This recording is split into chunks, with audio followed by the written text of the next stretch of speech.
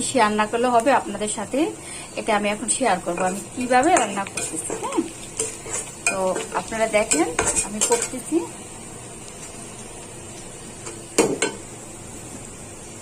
এ হলো রসুন, একটু রসুন দিলাম, তারপর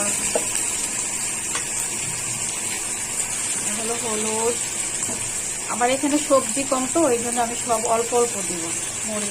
মরিচটা একটু লাগবে। হলো জিরার গুঁড়া,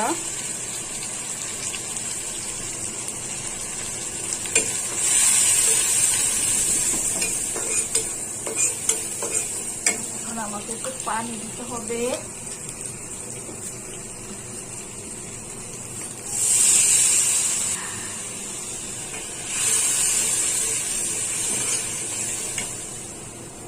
আমি একটু তরকারিতে তেল কম খাই, কেন যে আমাকে ডাক্তারে বলছে তেল কম খাইতে, এই জন্য আর কি।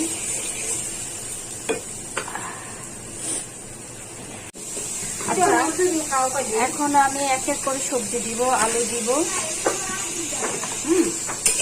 আগে একটু আলুটা কষাই নি।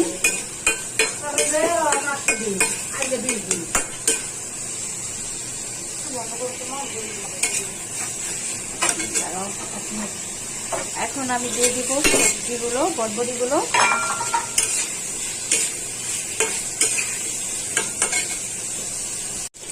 আচ্ছা, এখন আমি দিয়ে দিব টমেটোগুলো।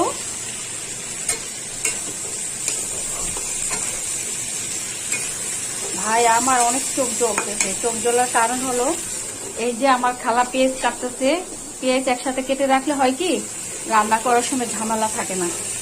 হ্যাঁ, একবারে কেটে রাখি এই আর কি, তাহলে রান্নার সময় সহজ হয়। যখন যেটা দরকার রান্না করার তখন পেঁয়াজ কাটা থাকলে সুন্দর হয়ে যায়, ঝামেলা হয় না। তো এইখানে আমি তরকারি কষানো হওয়া যাওয়ার পরে আমি এখানে একটু পানি ঝোল দিয়ে দিয়েছি, কেন তো ঝোল তো লাগবেই, সিদ্ধ হবে না। এটা বড় কাটলে আমি এখানে মাছ দিব। আর লাগবে না, খালা যা কাটছেন তাই হয়ে যাবে। আচ্ছা, এখন আমি দিয়ে দিব এটাতে, তরকারিতে দিব মাছ। এটা হলো মাগুর মাছ। শিং মাছ না, এটা হলো মাগুর মাছ। তো যেহেতু আমার একটা আলু দিয়েছে এখানে, একটা টমেটো, ওই 3টা বরবটি, আর হলো ওই যে মাছ, হ্যাঁ মাগুর মাছ। তো এটা আমি তো মাগুর মাছের ঝোল করবো। দেখা যায় অনেক তরকারি, আসলে ভাই অনেক তরকারি না, অল্পই এখানে। তো এটা ঝোল করবো মাগুর মাছ দিয়ে, নিজের গাছের সবজির ঝোল।